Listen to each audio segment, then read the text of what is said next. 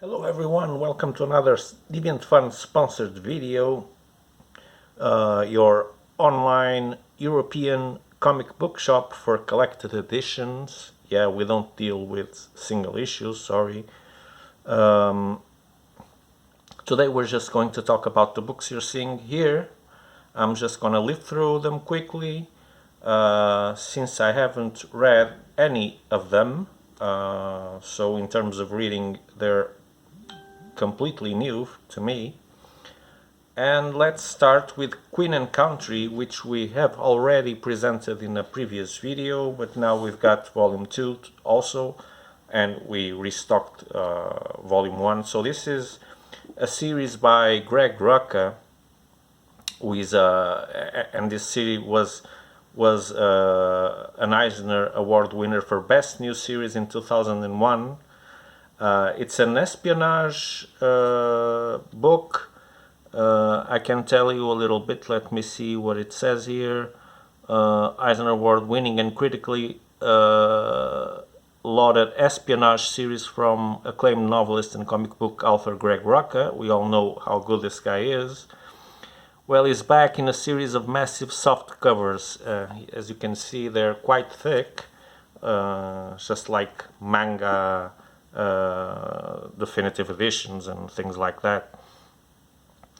So in this first collection, readers are introduced to the thrilling and oftentimes devastating world of international espionage as SIS field agent Tara Chase is sent all over the world in service to her queen and country. Meanwhile, Director of Operations Paul Crocker walks a narrow tightrope between his loyalty to his people and the political masters that must be served. So Greg Rucka likes to write a bit tries to put some politics, or at least some power balancing and chess playing with trying to tilt the scale of power. So he likes to add those ingredients to make the stories more compelling. So that's what I would expect from this book, not only being action and espionage and spy stuff, but also some intrigue, some behind the scenes treachery, guys with agendas, secret agendas, manipulating events and people. That's what I'm expecting from here. As you can see, the artwork is very, very peculiar. I don't love it, but I like it a lot. But don't love it like, whoa, what incredible artwork. I like it. It will probably serve well the kind of story. As you can see, when it's less dark, there's quite some detail. It's just like it reminds of regular manga titles. It really has some inspiration on that. Even the physiognomy of the characters, how they're drawn, and the angles, it reminds a lot of traditional manga. But then we've got lots of shade working, using black and white and contrast to increase the drama. So there's only one reason why I haven't started reading this, and of course it is not because it's Greg Rucka. That's the reason I want to read it. The only reason is lack of time. And that's the sole reason why I haven't picked up these beauties yet, because I really have a hunch that I'm going to love this with all my heart.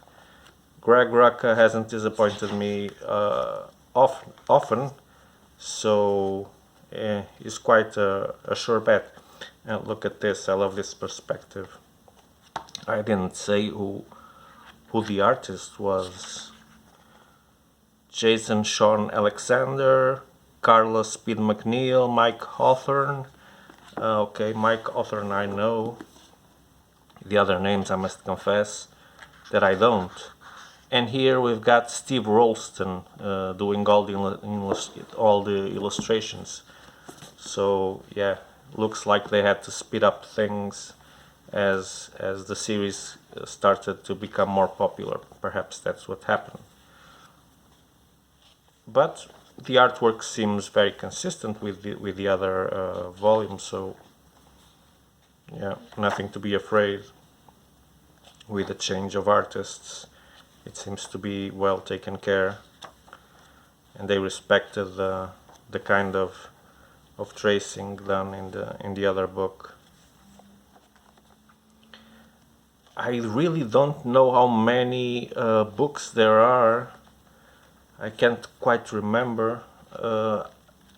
There's a number coming to my head, 4, but I'm not sure, so I probably should keep my mouth shut instead of wild guessing, but I'm pretty sure there are 4.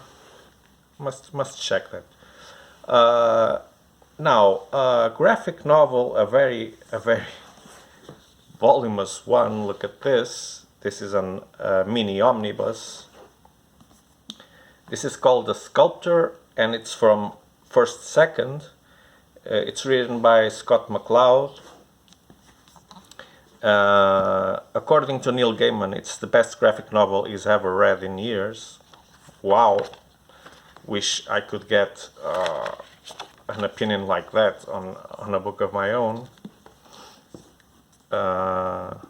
The long-awaited graphic novel from Scott McCloud, a spellbinding urban fable about a childhood wish, a deal with death, the price of art, the value of life, and a desperate love. So it mixes a lot of things here, and it seems to get inspiration from that classic story of selling your soul to the devil in trade of something you really wish for, and then most surely regretting you did because it doesn't pay up. The artwork is a little bit like Queen and Country, so it kind of reminds more like comic strips or manga, but it's clean. Love this panel. And I've read so much praise on this book. There's not many people talking about this book on the web, but the few people I found talking about it, well, they kind of revered it. They really had a special place in their hearts for this book. So that got us curious. Oh, look at this. Wonderful. And just using tones of and tons also of blue, which is a constant in the book. Instead of pure black and white, we've got these shades of blue. Yeah, but it's a massive read. The book is super thick. The paper quality is excellent. It's that thick, non-glossy paper, perfect for this type of illustration. You couldn't ask for better paper, in my opinion. This is just perfect. And that's also why the book is so thick, because the paper is good, but still it's a lot to read, and hopefully, and I'm really betting on this, a lot of good, very interesting stuff to read. The summary doesn't say much about the book, right? It tells us a little bit about Scott McCloud here. Is an award-winning author of Understanding Comics, Making Comics, Zot, and other fiction and non-fiction comics spanning 30 years. So he's not a newcomer. He began international 24-hour comic movement, which I don't know what it is, but it sounds interesting. Maybe it's a challenge for you to come up with a comic in 24 hours and submitting it to a jury, I don't know. And is a frequent lecturer on the power of comics and visual communication. So he seems to be a scholar around how to make comics, the significance of comics, and etc. so that it should be interesting to see a professor exercising the art that he teaches. Okay, so we've got a little summary here that I hadn't seen. The quotation from Neil Gaiman is a little bit more explained here. So the best graphic novel I've read in years. It's all about art and love and why we keep on trying. It will break your heart.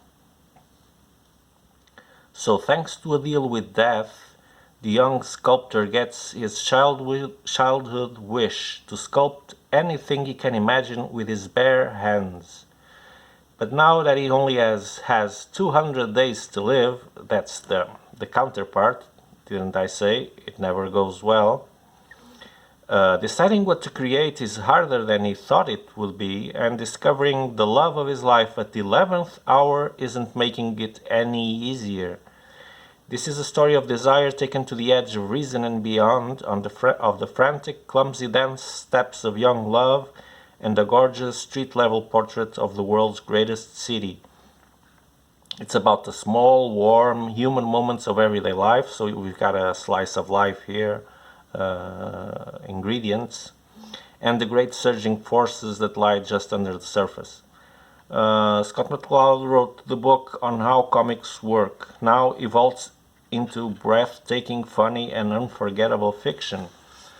So, I'm gonna say it straight away. I have very high expectations on this graphic novel. I really hope it doesn't disappoint me.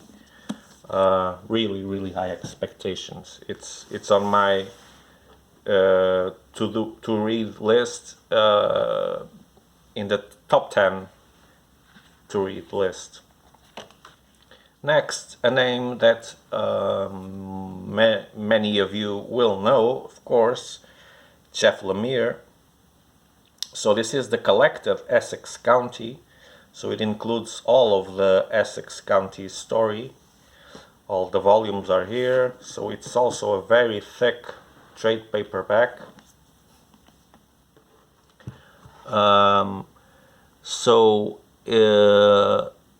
It won a prize, or it was selected for winning a prize in 2011. The essential Canadian novels of the decade, since Jeff Lemire is Canadian. The subtle interweaving of Jeff Lemire's Essex County trilogy is brilliant and constantly surprising. The cumulative impact left a hump in my throat. This is by Jeff Smith, the creator of Bone. So let me see if my throat can take reading all of this summary. I'll just read the first paragraph. So, sorry. Where does a young boy turn when his whole world suddenly disappears? What could change two brothers from an unstoppable team into a pair of bitterly estranged loners? How does the work of one middle-aged nurse reveal the scars of an entire community? And can anything heal the wounds caused by a century of loss and regret? That's the question it poses here. So this collects the full trilogy, which is Tales from the Farm, Ghost Stories, and The Country Nurse, in one single volume. It also has 50 pages of previously unpublished material, like sketches, promotional art, and 2 new stories. It did win some prizes here: American Library Association's Alex Award, Doug Wright Award, Joe Shuster Award. So it made Jeff Lemire name to surface a little bit more. So this is from 2009. So Jeff Lemire wasn't as big as he is now with his Black Hammer world, which everyone knows and loves. So as you can see here, farm life, family drama, hockey, graphic novels, blah blah blah. We've got an introduction by Darwin Cook. That should be interesting to read. Yeah, he managed to catch Darwin Cook's attention. That's great for Lemire. back in the days. I don't think that by 2009 Jeff Lemire was a big name. He had a name, but he wasn't huge as he is now. And he drew the things that he was putting out was things drawn by himself with his very particular style that you can see here. You either love it or hate it, or just, yeah, you can just not have any strong opinion on it. I've said it before, there's sometimes I think there are genius panels, and sometimes there are things that I think are a bit dull, but for the most part I like it.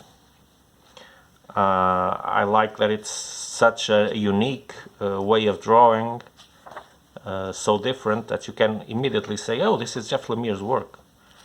That counts for something. And he can give expression even with his clumsy eyes that he draws. He manages to give a expression and emotion to his characters. So, and with these subtle lines in the faces, that's enough for you to pick up the mood of the character. So he does much with little. It's kind of a minimalistic. He's got a minimalistic approach to drawing. And he also uses a little bit of black and white contrast, not brilliantly like some other artists that can do it in absurdly wonderful ways.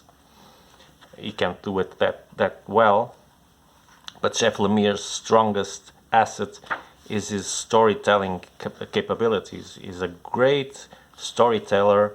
If you don't know Jeff Lemire, go look for his bibliography, because he's got lots of stuff out there. He has also worked for the big twos, but yeah, but mostly you should look for his independent work, I would say. And perhaps you'll like Black Hammer. I don't know. I'm not the biggest fan of Black Hammer universe, so I'm keeping my mouth shut about that. Not the best person to talk about it. But he's got other very cool things, like, for example, Sweet Tooth, which is I think it's going very well for Netflix. The adaptation of Sweet Tooth. I've just watched season 1 completely. I didn't fall in love with the adaptation. I think the casting could be a bit stronger. For example, if I compare it to the adaptation of Doom Patrol, I think Doom Patrol is way stronger in its casting, and it benefits a lot. I'm getting more joy from that adaptation, independently that it follows the book or not. We've got to have some. We've got to be flexible and understand that the books serve as inspiration. They're not to be just transformed into TV, because they're different media. It's okay that they change things a bit and they get inspired by it. I'm just glad that those series actually call out someone's attention to the actual books and to the creators of those books, so that's a good thing. Yeah, but just take this advice and watch Doom Patrol, because even the soundtrack is very good. The main theme is wonderful.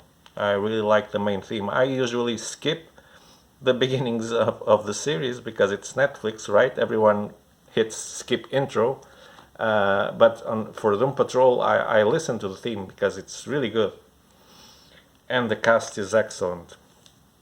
Especially the girl who plays the 64 different characters. Of course, they don't all emerge, but she has to change her attitude, and a lot of times Of course, it's not 64 different ones, but yeah. So I'm ranting now and not talking about books. And what took me here was to talk about books that you can find at Deviant.fun.biz. Like I said, European, Portugal-based online comic bookshop, and we ship to all Europe. Only Europe. We only deal with collected volumes. We specialize in collected volumes. Like I said, that means just volumes, hardcovers, omnibus, even out of print. We can get some interesting stuff that's out of print. We can help you if you need help. Some of you know how to handle that for on your own, and that's cool. But if you need help, we were glad to assist you and say, hey, I found this. The price is this. Are you interested? If you're not, it's okay. Friends as ever. We don't charge anything on that, or even get upset if you don't buy the book. Really, we like hunting them. It's part of our service. We're not just a shop. As you can see, we do this kind of videos. It's not only to advertise the shop, but mainly for getting you to know, hopefully, to know some books that you might not be able to see in another way for yourself. Yeah. So that's it. If you want to follow us on Facebook or Instagram, keep an eye on this YouTube channel because we put out a lot of content. Hit the subscribe button if you want to be notified when new content hits the channel. And I'll see you in the next video, hopefully. Thank you for watching. Stay safe, stay well, be very happy, and have excellent reads, because that's what I wish for me, and that's what I wish for you. Hoping that it will come back to me, just like when we wish bad things. I hope that good things work the same way, they come around. Okay, so until the next video, Deviant Fun out in 3, 2, 1. Bye bye, and thanks for watching. Bye.